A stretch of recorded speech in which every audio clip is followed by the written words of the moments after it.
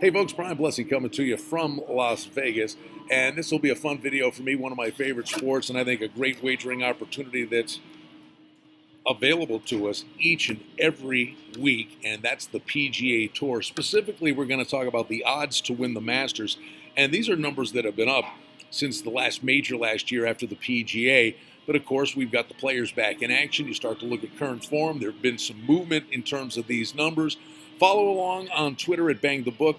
And don't forget the Sports Betting Podcast with our good friend Adam Burke. I join him every Tuesday. We'll be talking golf down the road with Adam, I can assure you. This week, they're at AT&T Pebble Beach, and Dustin Johnson looks like he's going to be really salty there. He loves the course. But we're talking about the Masters, and you look at the big, I'd call it the Big Four, because that's what it was going into last year. But I think now it's bloomed out maybe even to the big 5, 6, 7, 8, 9, 10.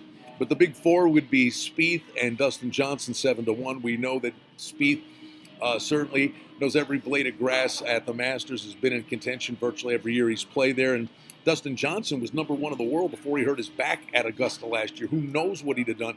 The difference is Augusta generally sets up for players that play right to left. If it's a righty, you want to play a draw. Well, Dustin Johnson hits it a mile, but he plays a fade.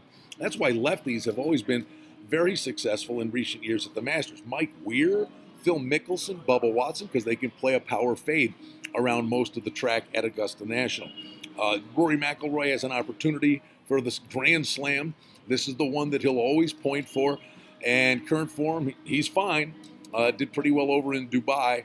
Know that he looks pretty good. He's in shape, hits the ball a mile, comes down to the flat stick, and if he can putt well, I think McIlroy has a big opportunity this year. Jason Day gets a win at Torrey Pines. He's down to 12-1. He's on a mission to get back to number one in the world. And the other guy that's chasing number one in the world is Jon Rahm, who had an incredible season last year, blossoming onto the PGA scene, and he's right out of the gate again.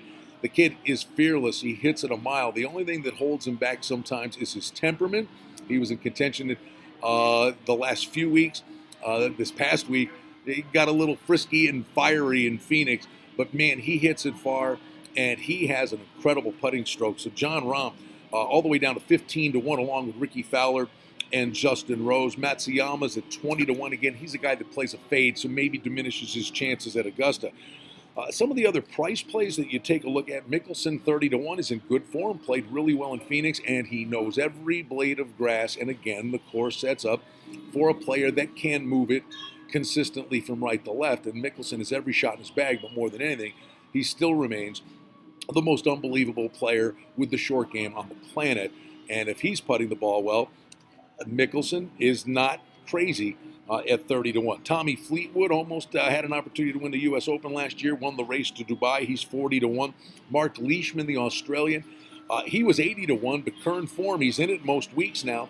He hits it a long way, and he usually shows up, especially at the British Open, but he shows up in the majors. Leishman's all the way down to 40-1. I would look at it. You want a bomb? I'll give you a long shot at 200-1. Adam Hadwin, the Canadian, Adam Hadwin. This is a guy that when he gets hot, he can go low, and I mean really low. Got a great putting stroke, and he is capable of flag hunting. 200-1 is an absolute overlay. That's a crazy number for a guy that could get hot. Long shot, yes, but 70, 80-1, not 200-1.